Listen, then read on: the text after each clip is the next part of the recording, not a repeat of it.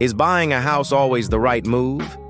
Everyone from your parents to your real estate agent will tell you it's the key to building wealth. But what if I told you that for many people, renting is actually the smarter financial decision? Today, we're cutting through the noise and the outdated advice.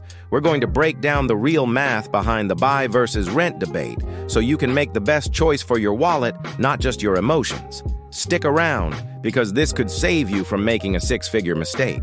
Let's start with a simple but powerful concept: the 5% rule.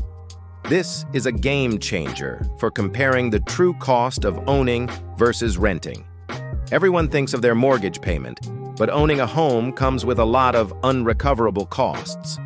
These are expenses you pay that don't build any equity. They're just gone. Think of them as the rent you pay to own your home. What are they? First, property taxes, which typically run about 1% of your home's value each year. Second, maintenance costs. A good rule of thumb is to budget another 1% of your home's value annually for repairs, replacements, and general upkeep. Things break, and they're always more expensive than you think. Finally, there's the cost of capital, which includes things like mortgage interest and insurance. This usually adds up to another 3%. So, add it all up: 1% for taxes, 1% for maintenance, and about 3% for cost of capital. That's 5%.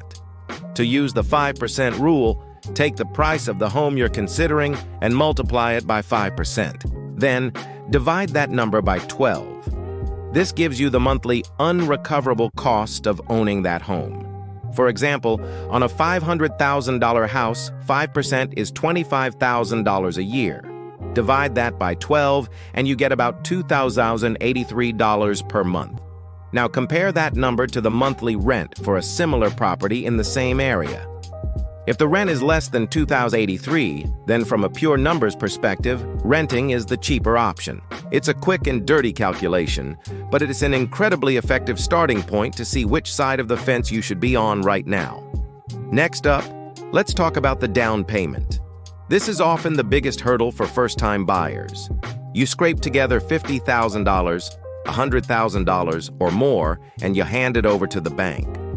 But have you ever considered the opportunity cost of that money? That down payment isn't just sitting there when you own a home.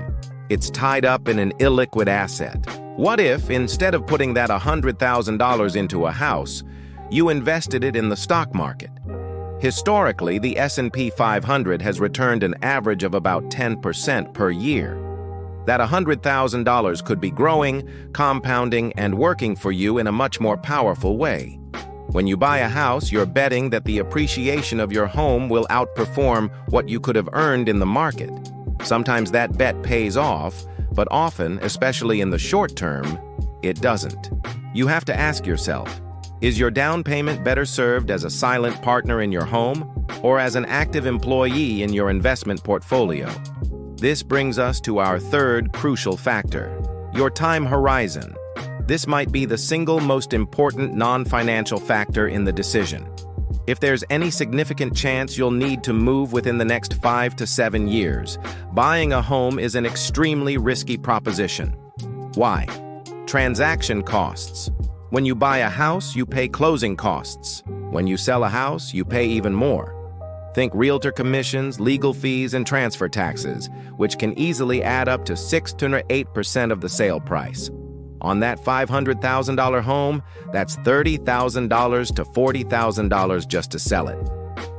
In the first few years of a mortgage, most of your payment goes towards interest, not principal. So you build equity very slowly. If you have to sell within a few years, there's a very real chance that after paying all the fees, you could walk away with less money than you started with, even if the house went up in value a little. Renting gives you the ultimate flexibility. Need to move for a new job, for family, or just because you want a change of scenery. You just wait for your lease to end. That freedom has a real, tangible value, and that ties directly into mobility and lifestyle. We live in a world where career opportunities can pop up across the country. Being a homeowner can feel like being anchored down. It makes it much harder to be spontaneous and seize those opportunities. Beyond just jobs, think about your life. Are you sure you want to live in this exact neighborhood for the next decade? What if you meet someone? What if your family grows? Renting allows you to adapt your living situation to your life instead of adapting your life to your house.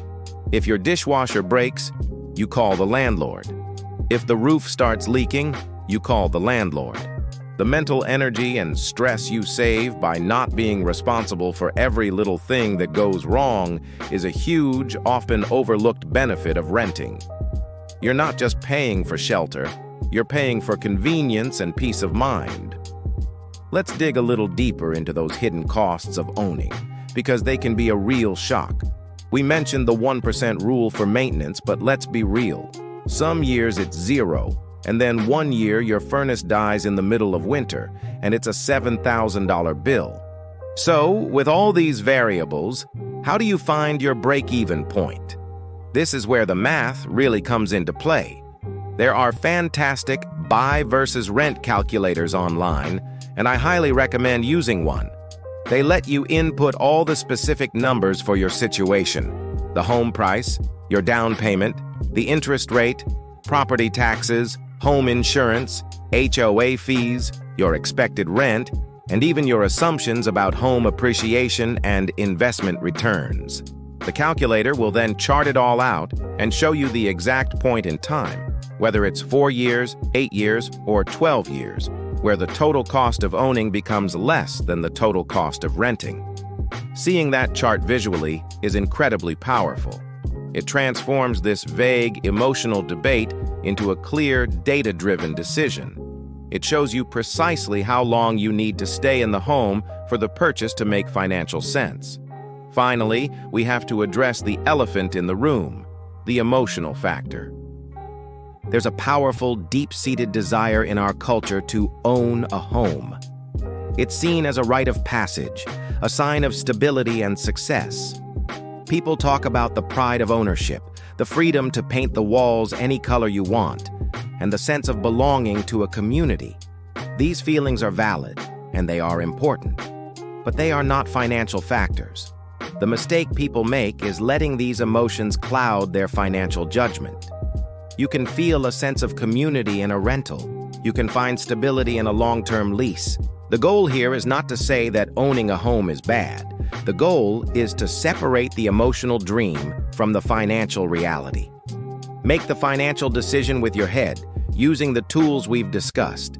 Then, once you know the numbers, you can weigh them against the emotional benefits and see if the premium is worth it to you.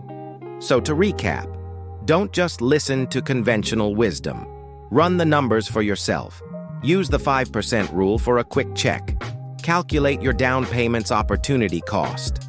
Be brutally honest about your time horizon and your need for flexibility. Dig into all the hidden costs, from taxes to that inevitable leaky faucet. And most importantly, use a break-even calculator to find your personal tipping point.